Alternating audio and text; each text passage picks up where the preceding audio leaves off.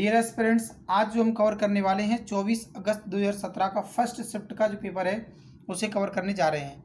इसका हम first part cover कर चुके हैं लास्ट वीडियोज़ में। इस वीडियोज़ के अंदर हम इसका सेकंड पार्ट कवर करेंगे, जिसके अंदर 50 क्वेश्चनों को कवर करेंगे, क्योंकि पहले पार्ट में भी हमने 50 क्वेश्चन कवर किए हैं। जिन्होंने उस वीडियो को नहीं देखा है, डिस्क्रिप्शन में लिंक दे रखा है, उस पर क्लिक करके आप उन्हें देख सकते हैं। तो आइए देखते हैं आज का पहला प्रश्न। क्वेश्चन में दे रखा है, यदि ए बी से 10% अधिक है, यहाँ हम लिख देते हैं ए और बी। यदि ए बी से 10% अधिक है तो ए को 110 लिखेंगे और बी को हमने लिख दिया 100%, ये 100। तो बी ए से कितना परसेंट कम है। अब हमें ये बताना है बी जो है वो ए से कितना कम है। तो देखिए 10 कम है कितने पर, 110 पर, और गुणा कर दिया 100 से। 0 से 0 कैंसिल, 11 का डिवाइड जब आप इसमें करेंगे तो ये देगा आपको 9 सही 1/11%। जो आंसर है आपका option number C. Option number C इसका करेक्ट आंसर है। आइए देखते हैं अब नेक्स्ट क्वेश्चन। यदि एक वेकर का दर्जन 13 है तो वेकर के दर्जनों के 5 दर्जन कितने होंगे। हमें ये बताना है 5 दर्जनों के अंदर कितने आइटम्स आएंगे। देखिए एक दर्जन में जनरली हम जानते हैं 12 आइटम्स आते हैं, तो 12 गुणा 13 कर दिया, और 5 का निकालना तो 5 का मल्टीप्लाई और कर दिया। जब इन सभी का मल्टीप्लाई जब आप करेंगे तो मल्टीप्लाई करने पर निकल कर आएगा आपका, जैसे 12 का 5 गुना होता है आपका कितना 60, और 60 का आपने 13 में गुणा कर दिया तो 13 का 60 गुना 78 और 0 यानी 780। ऑप्शन नंबर डी आपका करेक्ट आंसर है इसका, डी। आइए देखते हैं अब नेक्स्ट क्वेश्चन। यदि एक वर्ग की प्रत्येक भुजा 3 गुना कर दी जाए, 3 गुना बढ़ा दी जाए, तो उसका क्षेत्रफल, वर्ग का क्षेत्रफल कितना बढ़ जाएगा। देखिए कोई भी भुजा हो 1 से 3 गुना कर दिया, जब किसी भी प्रकार के कोई भी 2D का अगर आपका क्वेश्चन आता है जिसके अंदर क्षेत्रफल की बात की जाए तो हम सिंपली इसका स्क्वायर कर देते हैं। जब आप स्क्वायर करेंगे तो ये 1 हो जाएगा और ये हो जाएगा आपका 9। तो आंसर आएगा आपका कि 9 गुना हो जाएगा। ऑप्शन नंबर बी इसका करेक्ट आंसर है। आइए देखते हैं अब नेक्स्ट क्वेश्चन। 960 को 2 भागों में इस प्रकार विभाजित करें कि पहला भाग दूसरे से 26 अधिक हो। देखिए सबसे पहले 26 अधिक दे रखा है, 2 टुकड़ों को करना है, एक 26 ज़्यादा और एक 26 कम। तो सिंपली हम सबसे पहले करते हैं, इसमें से 26 को माइनस कर देते हैं, तो ये हमारे पास जो बचेगा 934 बचेगा। जैसे ही हमने 26 को माइनस किया 934 बचा हुआ है। अब इसके हम 2 पार्ट कर देते हैं। 2 का जैसे हमने डिवाइड किया तो ये निकल कर आएगा 467। तो देखिए एक हिस्सा आपका ये हो गया, और दूसरा जो हिस्सा है उसमें आपको 26 जोड़ देना है। अगर आप इसमें 26 ऐड करते हैं तो ये निकल कर आएगा आपका 493। तो आपके आंसर बनता है ऑप्शन नंबर डी, इसका करेक्ट आंसर है आपका। आइए चलते हैं हम नेक्स्ट क्वेश्चन पर। अमित जो कि एक फर्नीचर विक्रेता है, 720 रुपये में एक मेज को बेचने की योजना बनाता है। यदि उसने 20% के लाभ पर प्राप्त किया है तो उसका क्रय मूल्य ज्ञात कीजिए। देखिए उसने जब बेचा है उसको 720 रुपये में, तो 20% का प्रॉफिट कमाया है। तो आप लिख सकते हैं 120% का जो वैल्यू निकल कर आया है 720 है। अगर मैं यहाँ से 1% का वैल्यू निकालता तो ये निकल कर आता कितना, 720 अपॉन 720 के बटे में आपने 120 लिख दिया, क्योंकि 1% का निकाला है। अब हमें 100% का निकालना होता है तो 100 का हमने गुणा कर दिया, 100 का इधर गुणा कर दिया, तो ये पूरा का पूरा आपका 100 बन गया। 100 का क्यों, क्योंकि क्रय मूल्य हम 100% एज्यूम करते हैं। तो इसका डिवाइड जब इसमें आपने कर दिया, ये 6 टाइम जाएगा, 6 का गुणा कर दिया आपने, तो ये निकल कर आएगा आपका 600। तो आंसर है आपका ऑप्शन नंबर डी, 600 रुपये। आइए देखते हैं अगला प्रश्न। आज के दिन एक पिता अपने पुत्र से 4 गुना बड़ा है। तो आपने मान लिया कि पुत्र की आयु x है तो पिता की आयु 4x होगी।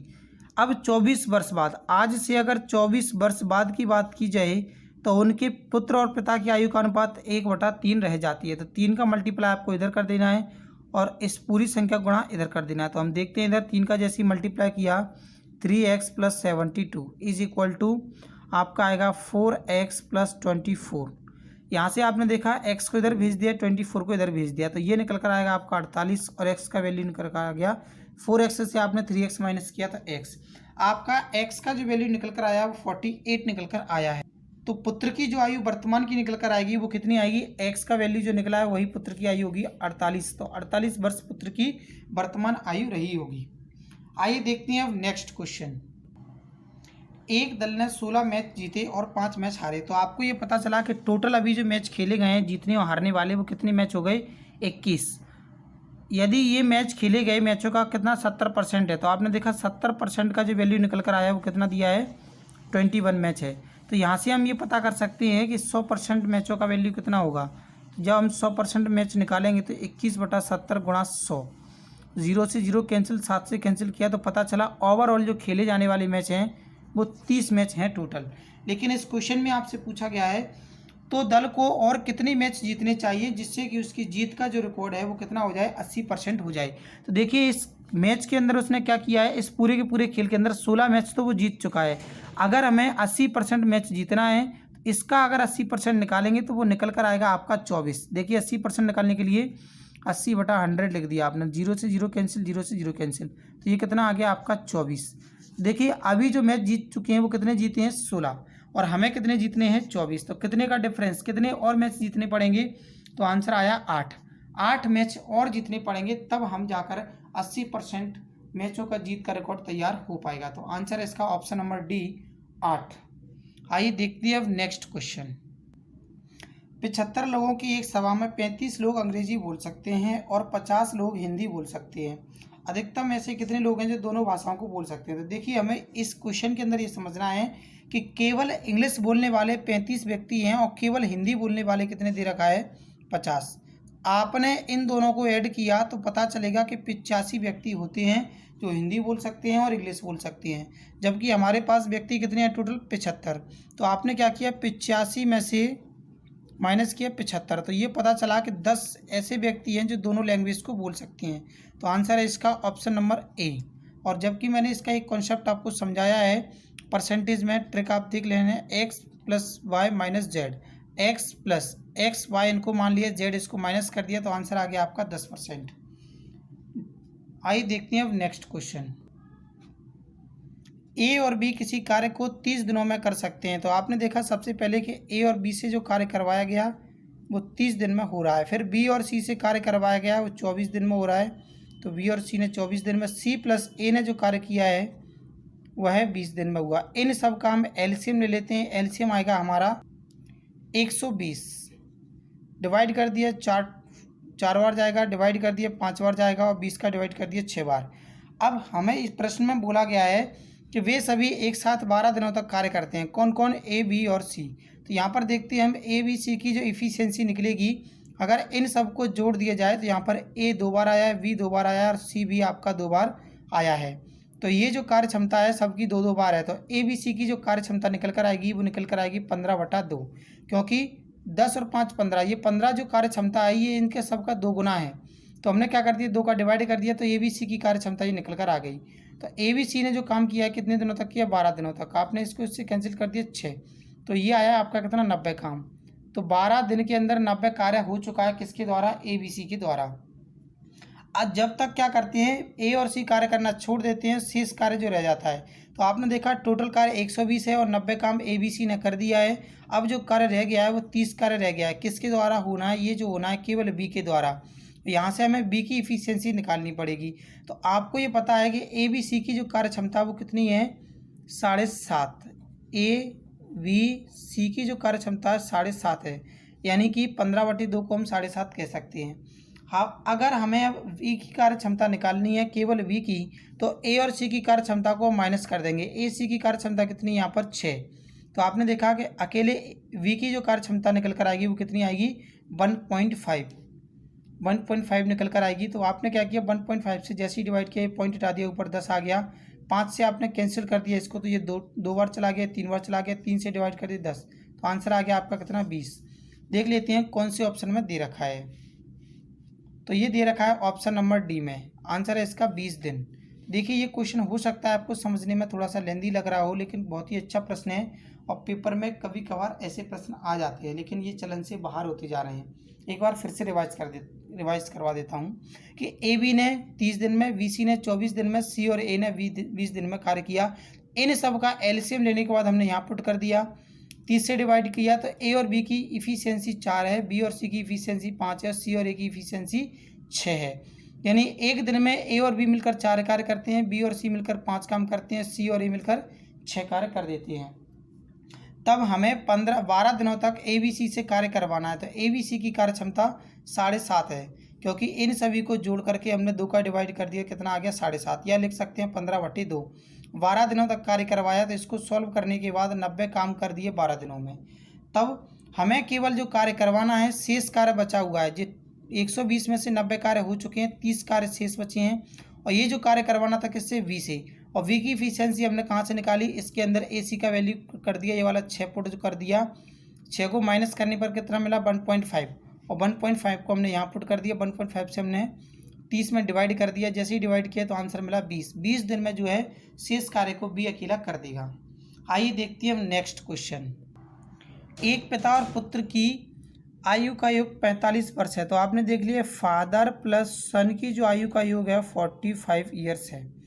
आज से अगर बात की जाए 5 वर्ष पहले की, तो इनकी आयु का गुणनफल जो है उस समय पिता की आयु का कितना था, 4 गुना था। तो आपने देख लिया अगर 5 वर्ष कम करेंगे पिता की आयु से, तो f-5, और पुत्र की जो आयु है उसकी आयु आपने s मान लिया सन की, तो इसमें से भी हमने 5 वर्ष माइनस कर दिया। तो उस समय इनका अगर गुणा करते तो पिता की आयु का कितना था, 4 गुना, 4 गुना, तो 4/1 लिख दिया। तो वर्तमान में पिता की आयु कितनी है, ये थे। तो इसका हम क्या करते हैं, ये पूरा का पूरा इसको इससे कैंसिल कर देते हैं, ये 5 है, क्योंकि 5 वर्ष पहले पिता की आयु यही रही होगी।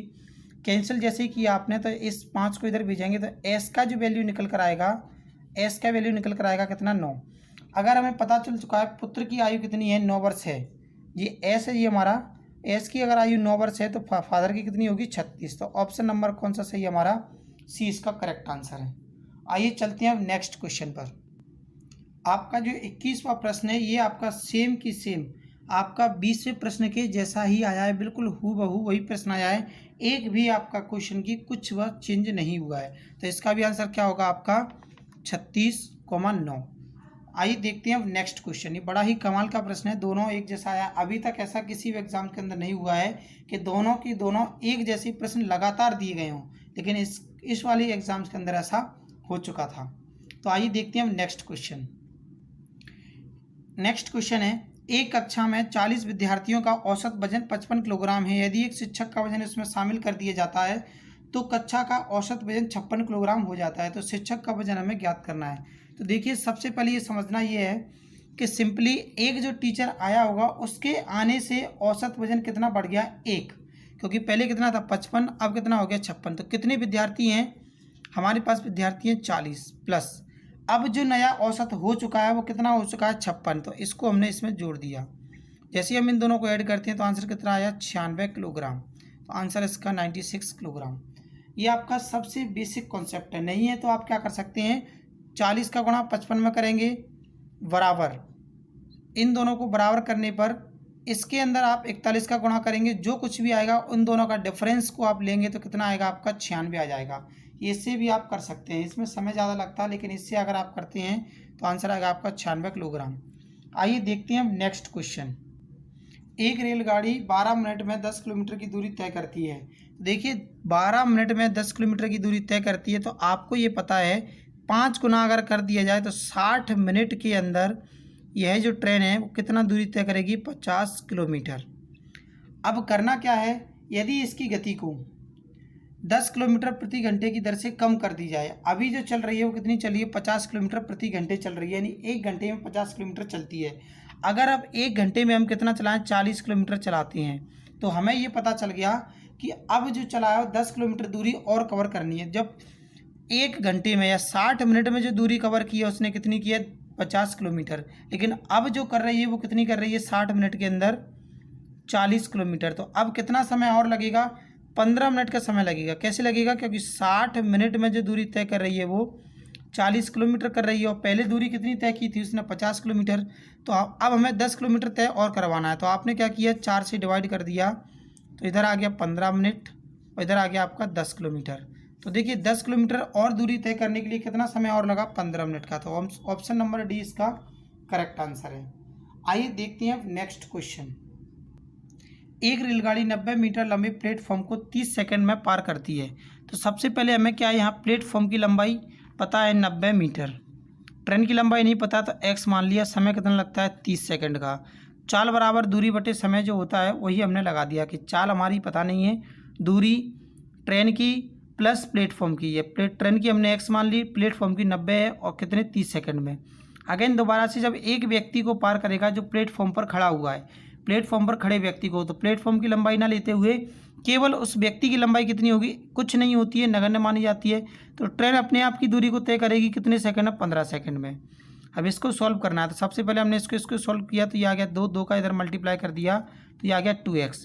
तो देखिए इस x को इधर भेजेंगे तो ये कितना आ गया 90 बराबर x मीटर, यानी ये हमारी ट्रेन की लंबाई आ चुकी है कितनी, 90 मीटर। अब हमें बतानी है इसकी चाल, किसकी, ट्रेन की। तो देखिए ट्रेन की चाल बतानी है, तो ट्रेन की लंबाई कितनी आ चुकी है 90 मीटर। तो आपने क्या किया, चाहे तो आप यहाँ पुट कर दें, चाहे यहाँ पुट कर दें, कहीं पर भी पुट कर दें। मान लिया अगर हमने यहाँ पुट कर दिया तो 90 बटा कितना है 15, 15 से जैसे ही डिवाइड करेंगे तो आएगा 6 मीटर प्रति सेकेंड। तो ट्रेन की जो चाल निकल कर आई है वो कितनी आई है, 6 मीटर प्रति सेकेंड। यही इसका करेक्ट आंसर है। अगर आप यहाँ पर भी पुट कर देते तो 180 में आप कितने का डिवाइड करते, 30 का, तब भी आपका आंसर यही निकल कर आता। आइए देखते हैं अब नेक्स्ट क्वेश्चन।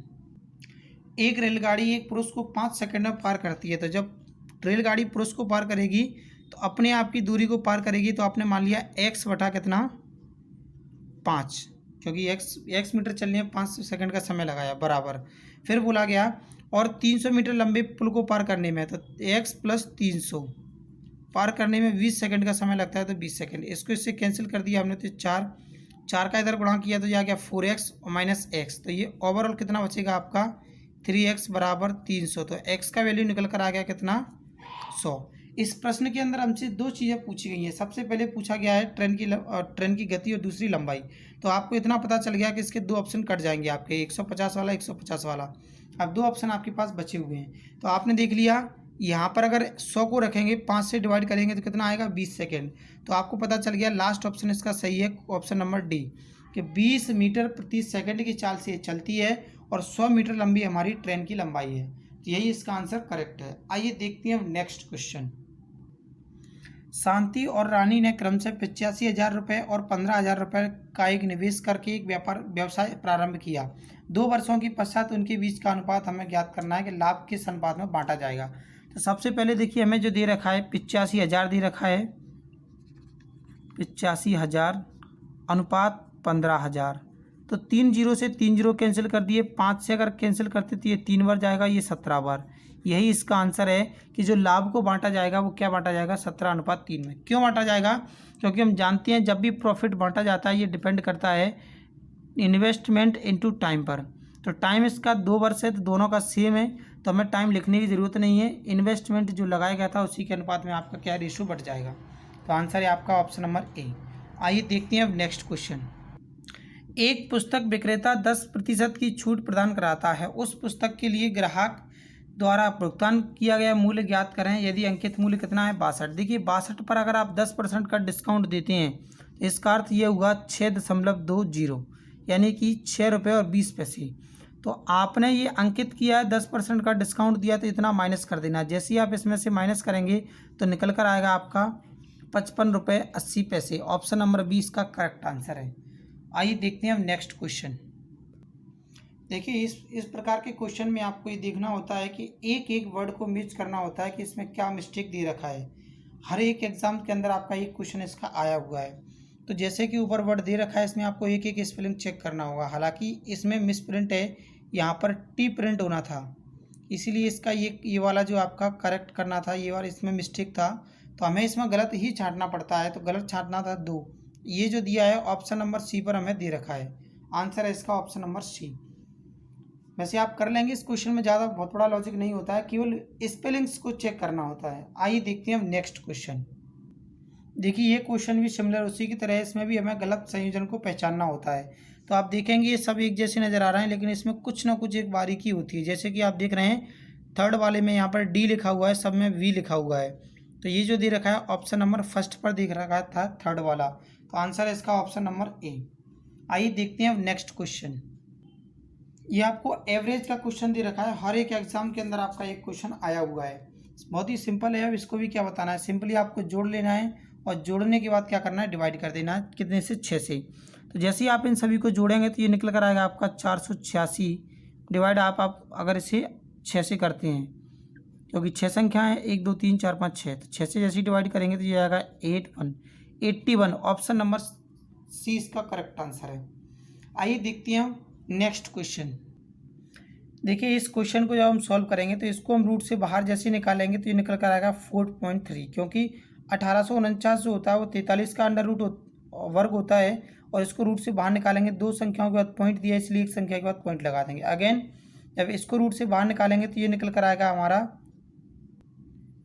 2.9, और इन दोनों का डिफरेंस जब हम देखेंगे तो ये निकल कर आएगा हमारा कितना 1.4। तो आंसर है हमारा ऑप्शन नंबर डी इसका करेक्ट आंसर है। आइए देखते हैं अब नेक्स्ट क्वेश्चन। क्वेश्चन में बोला गया कि दिए गए चित्र में दो कोणों की भुजाएं समांतर हैं। यदि डी ई एफ ये वाला एंगल आपका 34 है 34, तो ये वाला एंगल भी कितना होगा 34, और पूछा गया है ए बी सी का एंगल, तो ये भी कितना होगा 34, कि ये तीनों की तीनों एंगल आपके समान होंगे। तो आंसर है इसका option number C correct answer है 34। आइए देखते हैं अब नेक्स्ट क्वेश्चन। क्वेश्चन में दे रखा है हमें under root cube A is equal to 2 into cube root के 2 इंटू अंडर रूट क्यूब 49 का ए का वैल्यू फाइंड करना है। तो देखिए सबसे पहले हम क्यूब रूट को खोल देते हैं। क्यूब रूट को जैसे ही खोलेंगे तो ये निकल कर आएगा ए, और ये इस पर पावर नहीं है इसलिए 2 की पावर 3 को अगर हम लिखते हैं तो 8 लिखा जाएगा।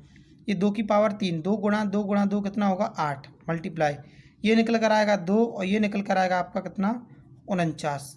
49 का 2 गुना 58, 58 का 8 गुना करेंगे तो आंसर आएगा आपका 784। ऑप्शन नंबर डी इसका करेक्ट आंसर है। आइए देखते हैं अब नेक्स्ट क्वेश्चन। नेक्स्ट क्वेश्चन हमारा दिए गए चित्र में ओ वृत्त का केंद्र है। तो यदि कोण ए डी सी बराबर 110 है, ये वाला एंगल आपको ये डी है, तो इसका एंगल दे रखा है कितना 110। तो हमें पूछा गया है एंगल सी ए बी का वैल्यू फाइंड करना है। सी ए बी ये वाला कोण हमें बताना है। तो देखिए जनरली इस क्वेश्चन के बहुत सारे मेथड हैं, लेकिन मैं आपको सबसे सिंपल मेथड बता देता हूँ। आप जानते हैं कि ये वाला जो ट्रायंगल बन रहा है, ये वाला चित्र बनकर आएगा आपका क्वेश्चन में, ये वाला कोण जब आपका कितने का है 180 डिग्री का, तो त्रिज्या पर वृत्त की परिधि पर बनने वाला कोण होगा कितने का 90 डिग्री का। तो सी वाला कितने डिग्री का हो गया 90 डिग्री का। और आप जानते हैं कि चक्रीय चतुर्भुज जब बनता है, ये जो बना हुआ है चक्रीय चतुर्भुज, तो इसके आमने सामने के कोण कितने होते हैं 180 का सम होता है। जब आपका ये 110 है तो इसका सम ये वाला कोण कितने का होगा 70 का। देखिए ये वाला 90 हो गया, ये 70 हो गया, तो ये वाला एंगल कितना आएगा, ये आएगा 20। Option number C. क्यों आएगा, क्योंकि 180 में से आप जब 160 को माइनस करेंगे तो ये निकल कर आएगा आपका 20 डिग्री। आइए देखते हैं नेक्स्ट क्वेश्चन। भू प्रदूषण जिसमें उच्च लवण मात्रा के कारण खेती के लिए भूमि अनुपयुक्त होती है वह खाली स्थान कहलाती है। ये जो होता है लवणन के कारण होता है। ऑप्शन नंबर 20 का करेक्ट आंसर है। आइए देखते हैं नेक्स्ट क्वेश्चन। सदिश है, तो सदिश की अगर बात की गई, यहाँ पर वेक्टर की बात की गई, तो पशु जो संक्रमित अभिकर्ता को अस्वस्थ व्यक्ति से स्वस्थ व्यक्ति तक ले जाते हैं, तो ये एक दिशा का काम कर रहा है, इसलिए सदिश होता है। ऑप्शन नंबर ए इसका करेक्ट आंसर है। आइए देखते हैं नेक्स्ट क्वेश्चन। क्वेश्चन दे रखा है यदि 50x बराबर 648 का स्क्वायर माइनस 248 का स्क्वायर। अगर देखिए इसको स्क्वायर खुलकर करेंगे तो बहुत बड़ा सवाल हो जाएगा। इसको हम करते हैं a माइनस बी का होल स्क्वायर को खोलकर। जब इसे खोला जाए ए स्क्वायर माइनस बी स्क्वायर को खोलकर जब इसे खोला जाएगा तो ये खोलने पर हमें हमारा मिलेगा फॉर्मूला, ये होता है ए स्क्वायर माइनस बी स्क्वायर बराबर ए प्लस बी और ए माइनस बी। तो देखिए सबसे पहले देख लेते हैं क्या दे रखा है 50x बराबर, इन दोनों को जब हमने जोड़ दिया, जोड़ने पर हमें मिला 896, और गुणा करने पर हमें घटाने पर मिलेगा कितना 400। तो हम क्या करते हैं इस 50 से इसमें डिवाइड लगाते हैं, 0 से 0 कैंसिल, 5 से इसको कैंसिल कर दिया तो चला गया 8 बार। 8 का इसमें गुणा कर देते हैं। जैसे ही हमने गुणा किया तो देखिए सबसे अच्छी बात यह है कि 8 का गुणा 6 में करने पर 48, लास्ट में 8 आपको मिल रहा है, वो एक ही ऑप्शन पर मिल रहा है। और नहीं है तो आप गुणा करके देखेंगे, इसमें 8 का जैसे ही आपने गुणा किया निकल कर आएगा आपका 71 68। ऑप्शन नंबर इसका वी इसका करेक्ट आंसर है। आइए देखते हैं अब नेक्स्ट क्वेश्चन।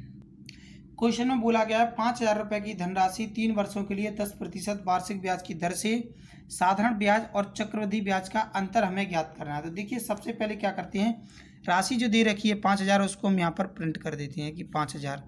इसका 10% निकालते हैं तो पहले वर्ष 10% इसका ब्याज आएगा 500, दूसरे वर्ष फिर से निकाला 500, इसका फिर से हम क्या करेंगे 10% निकालेंगे। जब इसका फिर से हमने 10% निकाला तो ये निकल कर आएगा कितना 50। अब देखिए तीसरे वर्ष का निकालते हैं, हम एक अलग कलर से निकालते हैं इसको।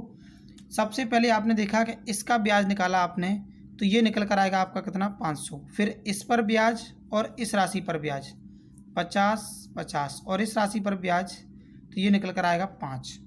हमें यहाँ पर क्या करना है, जो डिफरेंस है वही बताना है CI और SI का। तो देखिए डिफरेंस हमारा क्या है, ये हमारा इतना डिफरेंस है 50 50 50 150 और प्लस 5 155, तो आंसर है इसका 155। यहाँ हम ऐसे कह सकते हैं, एक और मेथड है, इससे और समझा देता हूँ जिससे आसानी से समझ में आ जाएगा जिनको इससे समझ में नहीं आया है। इसमें हमें क्या करना होगा, सिंपली क्या करना है 3 3 1 का लॉजिक याद रखना है। 5000 का 10% आपका कितना आया 500, फिर इसका 10% 50 और इसका 10% 5, तो डिफरेंस जो होगा वो केवल इतने पर होगा। तो 50 का 3 गुना कितना आ गया 150 प्लस 5 ऐड कर दिया तो ये आ गया 155। तो आपका आंसर है ऑप्शन नंबर डी। आप किसी भी तरीके से कर लें, आपको क्वेश्चन समझ में आना चाहिए, क्योंकि वहाँ पर आपको आंसर से मतलब है, ये मतलब नहीं है कि आपने किस मेथड से इसे सॉल्व किया, उसका आंसर करेक्ट होना चाहिए। आइए देखते हैं हम नेक्स्ट क्वेश्चन। हमारे घर और विद्युत उपकरण खाली स्थान से जुड़े होते हैं। तो हमारे घर में जनरली हम देखते हैं जो विद्युत का उपयोग करते हैं उन्हें समांतर क्रम में जोड़ा जाता है, जो ऑप्शन नंबर हमें दे रखा है डी पर। करेक्ट आंसर है ऑप्शन नंबर डी। आइए देखते हैं हम नेक्स्ट क्वेश्चन। जो दहन उच्च गति पर होता है उसे खाली स्थान कहा जाता है। तो उसे कहा जाता है द्रुत दहन, या कह सकते हैं रैपिड कॉम्बिशंस। ऑप्शन नंबर डी इसका करेक्ट आंसर है। आइए देखते हैं हम नेक्स्ट क्वेश्चन। आकाश इसके कारण नीला दिखाई देता है। तो प्रकाश का प्रकीर्णन जो होता है उसके कारण हमें आकाश जो है नीला नजर आता है। ऑप्शन नंबर बी इसका करेक्ट आंसर है। आइए देखते हैं हम नेक्स्ट क्वेश्चन। लाला डाटा बुक एक स्रोत बुक है जिसमें इसका रिकॉर्ड रखा जाता है। तो ये है सभी लुप्तप्राय प्रजातियां, इसके अंदर सभी प्रजातियों का जो है डाटा रखा जाता है। ऑप्शन नंबर डी इसका करेक्ट आंसर है। आइए देखते हैं अब नेक्स्ट क्वेश्चन। मेरी आयु 6 वर्ष बाद। तो देखिए वर्तमान में इसकी आयु मानेंगे कितनी है x, 6 वर्ष बाद होगी x प्लस 6, तथा 2 वर्ष पहले, और 2 वर्ष पहले की जो आयु होगी वो ये रही होगी। तो इनकी जो आयु का अंतर है 4 वर्ष का, इसका 4 गुना हो जाता है। इन दोनों का अंतर अगर x है तो इस 4 गुना कर दिए, 4 का मल्टीप्लाई किया। तो देखिए आप इस ब्रैकेट को सॉल्व करते हैं तो x plus 4 minus x plus 6 minus x plus 2 is equal to x। इसको केवल हमने क्या किया है, माइनस को ब्रैकेट को सॉल्व कर दिया, माइनस हटा करके ब्रैकेट हटा दिए। x से x कैंसिल हो गया तो ये हो गया 6 और 2 8, 8 का 4 गुना कितना आ गया 32। तो x का वैल्यू कितना निकल कर आ गया आपका 32, 32 निकल कर आ गया आपका आंसर है इसका 32। Option number D correct answer है इसका। आइए देखते हैं हम नेक्स्ट क्वेश्चन। नियत आंकड़े बारंबारता बंटन के रूप में समान वर्ग में उपयोग करते हुए निरूपित किए जाते हैं। यदि पहले वर्ग अंतराल का चिन्ह शब्द चिन्ह जो है वर्ग कितना है 70 से 20 का आपका वर्ग अंतराल तो कितना होगा 90। हमें क्या करना है, इस प्रकार से लगातार 7वें की ऊपरी सीमा बतानी है। ये ऊपरी सीमा होती है, निचली सीमा होती है। तो ये पहला हो गया। दूसरा अगर हम लिखेंगे तो 90 से 110, तीसरा लिखेंगे तो 110 से 130, चौथा लिखते हैं 130 से 150, फिर 150 से 170, 170 से 190, 190 से 210। तो हम काउंट कर लेते हैं कितनी हो गई, 1 2 3 4 5 6 7। तो हमें 7वें वर्ग अंतराल की ऊपरी सीमा बतानी है। तो इसकी ऊपरी सीमा क्या होगी 210, जबकि व्यापम ने ऐसा कोई ऑप्शन दिया नहीं है, और जबकि इसका आंसर 200 दे रहा है। 200 किसी भी ऑप्शन में नहीं है। इसका आंसर आप देख रहे हैं सामने डिटेल्स में जो निकलने वाला है वो क्या निकलने वाला है 210 निकलने वाला है, जो कि किसी ऑप्शन में नहीं दिया है। अब आपके ऊपर डिपेंड करता है आप आंसर क्या लगाना चाहते हैं। आइए देखते हैं हम नेक्स्ट क्वेश्चन। ABCD एक समचतुर्भुज है। यदि कोण BCA बराबर 66 डिग्री है तो कोण CAD का मान हमें ज्ञात करना। देखिए ये वाला एंगल हमें दे रखा है VCA का मान 66 है। आप भी जानते हैं अगर समचतुर्भुज है, अगर ये वाला एंगल 66 है तो ये वाला एंगल भी कितना होगा 66। इसका वैल्यू पूछा गया हमसे, आंसर है इसका ऑप्शन नंबर बी 66 डिग्री। आइए देखते हैं अब नेक्स्ट क्वेश्चन। अम्लीय तथा क्षारीय विलयनों के फिनोलेथेपिलिन का रंग क्रम से खाली स्थान से होता है। तो अगर इसकी बात की जाए तो ये जो होता है रंगहीन व गुलाबी। ऑप्शन नंबर डी पर आपका इसका सही आंसर होगा। आइए देखते हैं नेक्स्ट क्वेश्चन। देखिए, घनाभ के आयतन के लिए हमें लंबाई गुणा चौड़ाई गुणा ऊंचाई का सहारा लेना पड़ता है, लेकिन आधार का क्षेत्रफल निकालेंगे तो लंबाई गुणा चौड़ाई होता है। तो आपने देख लिया इस पूरे का वैल्यू कितना दे रखा है 756, डिवाइड कर देना है 108 से। जैसे आप डिवाइड करते हैं तो 7 बार चला जाएगा, आपको नज़र आ रहा होगा 8 का 7 गुना 56 होता है, 1 का 7 गुना 7। तो आंसर आएगा ऑप्शन नंबर सी 7 सेंटीमीटर। आइए देखते हैं अब नेक्स्ट क्वेश्चन। क्वेश्चन में दे रखा है शब्द काला सोना इसके लिए प्रयुक्त होता है। तो काला सोना जो शब्द यूज किया जाता है वो पेट्रोलियम के लिए यूज किया जाता है। ऑप्शन नंबर सी इसका करेक्ट आंसर है। आइए देखते हैं अब नेक्स्ट क्वेश्चन। एक कुर्सी को 360 में बेचने पर एक दुकानदार को उसकी लागत पर 10% की हानि होती है। हम जान चुके हैं कि 90% का जो वैल्यू दे रखा है वो 360 दे रखा है। तो 100% का वैल्यू अगर इसे निकालते तो क्या करना पड़ता 360 बटा 90 और गुणा करना पड़ता 100 का। 90 से इसको कैंसिल किया, 4 का गुणा कर दिया तो ये निकल कर आया सीपी कितना हमारा 400 रुपये। अब हमें क्या करना है 420 रुपये में बेच देना है। तो एसपी इसका कितना निकल कर आया 420। अब ये पता करना है कितना परसेंट का लाभ हुआ। तो लाभ हमें जो है 20 रुपये का हुआ है, कितने पर 400 पर, गुणा कर दिया 100 का, कैंसिल करने पर 2 जीरो से 2 जीरो कैंसिल, 4 से इसे कैंसिल कर दिया 20 को, तो ये निकल कर आएगा आपका 5%। 5% का लाभ हुआ है। ऑप्शन नंबर सी इसका करेक्ट आंसर है। आइए देखते हैं अब नेक्स्ट क्वेश्चन। क्वेश्चन है भुजाओं तथा पैरों में पाई जाने वाली मांसपेशियां निम्न में होती हैं। तो इसका आंसर है आपका ऐच्छिक पेशियां। ऑप्शन नंबर सी इसका करेक्ट आंसर है। आइए देखते हैं अब नेक्स्ट क्वेश्चन। वलकुट एक प्रकार का है, क्या है वलकुट? वलकुट जो होता है भरण ऊतक है। वलकुट जो होता है एक प्रकार का भरण ऊतक होता है। इसका आंसर है आपका ऑप्शन नंबर बी। आइए देखते हैं नेक्स्ट क्वेश्चन। एक समलंब चतुर्भुज का क्षेत्रफल 495 वर्ग सेंटीमीटर है और इसकी ऊंचाई 15 सेंटीमीटर। यदि समांतर भुजाओं में से एक भुजा की दूरी जो है एक दूसरे से 26 सेंटीमीटर लंबी है, एक भुजा दूसरी भुजा से 26 सेंटीमीटर लंबी है, तो लंबी भुजा वाली की लंबाई क्या होगी? सबसे पहले तो हमें ये समझना है कि इसका आंसर जो देना है वो क्या देना है, भुजा की लंबाई देना है। चलो क्वेश्चन को सोल्व करते हैं। ये चित्र बना लिया हमने समलंब चतुर्भुज का। तो देखिए इन दोनों के बीच की लंबाई 15 सेंटीमीटर है। एक भुजा को x माना है, दूसरी भुजा जो है 26 सेंटीमीटर बड़ी है, तो x प्लस 26। फॉर्मूला होता है हमारा पूरा का पूरा क्या कि इसका समांतर का क्षेत्रफल बराबर, क्षेत्रफल लिख लिया हमने 495 बराबर 1/2। आपकी समांतर भुजाओं को जोड़ दिया तो x प्लस एक्स कितना हो गया 2x प्लस 26 और मल्टीप्लाई कर देते हैं हाइट का। तो हाइट कितना है 15। सॉल्व कर देते हैं इसको।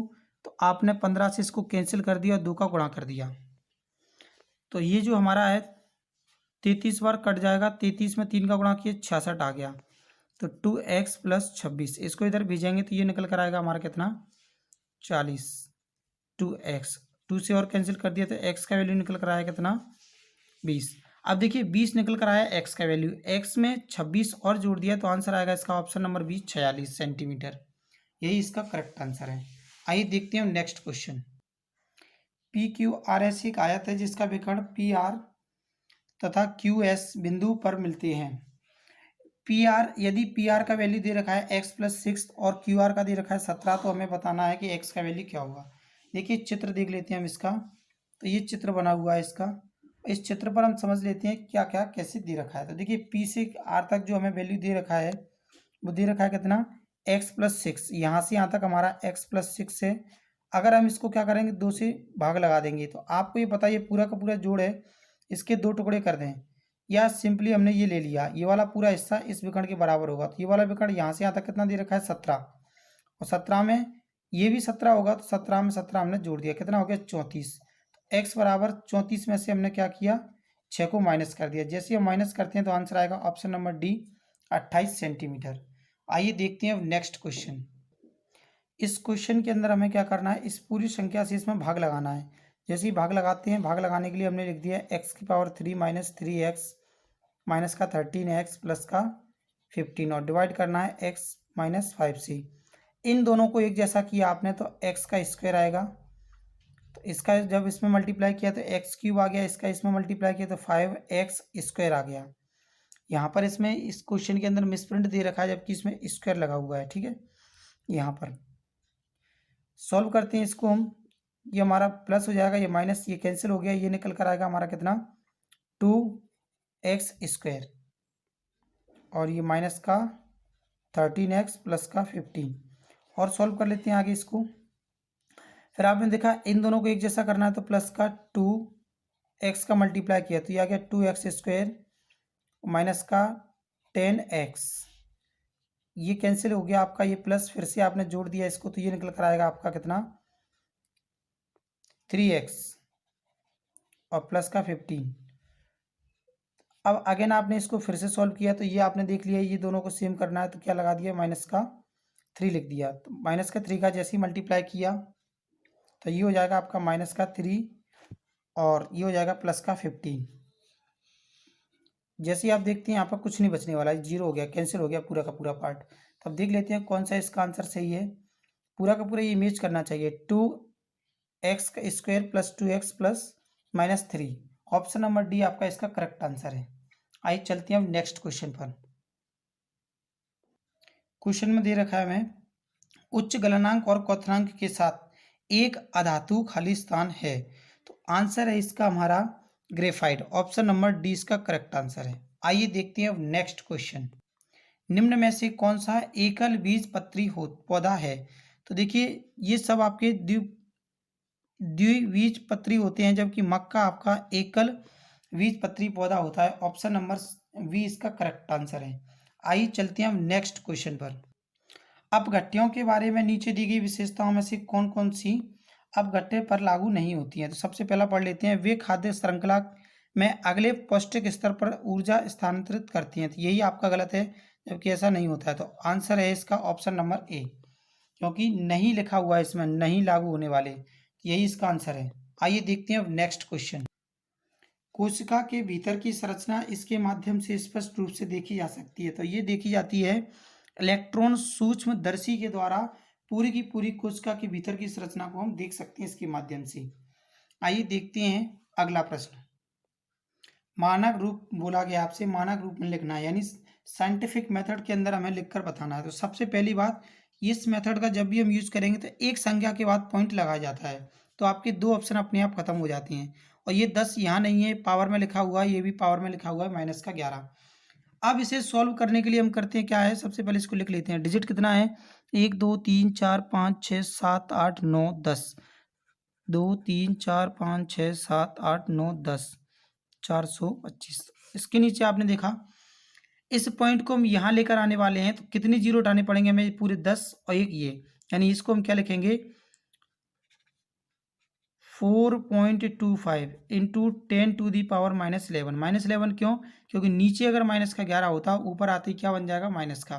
तो आंसर है आपका ऑप्शन नंबर डी। ये यहाँ पर 11 नहीं है, पावर में 11 है माइनस का, तो आंसर है इसका ऑप्शन नंबर डी। आइए देखते हैं इसका लास्ट क्वेश्चन। नीचे दिए गए पदार्थों के समूह से 2 पदार्थों की पहचान करें जो प्रकाश संश्लेषण के लिए आवश्यक नहीं है, और सौर ऊर्जा ऑक्सीजन जल, ऑक्सीजन ऊर्जा CO2 क्लोरीन। देखिए ये सब दे रखा है, इसके अंदर हमें ये पहचान करना है। तो आपने देख लिया इसका आंसर होगा ऑक्सीजन और रासायनिक ऊर्जा। ये साइंस का क्वेश्चन है, साइंस थोड़ा सा कम है इसीलिए ऐसे ही चल रहा है। तो हमारा ये है पेपर पूरा का पूरा कंप्लीट हो गया है। अगर आपको वीडियो पसंद आया हो तो शेयर ज़रूर करें। मिलते हैं नेक्स्ट वीडियो में, तब तक के लिए थैंक यू, साइन आउट।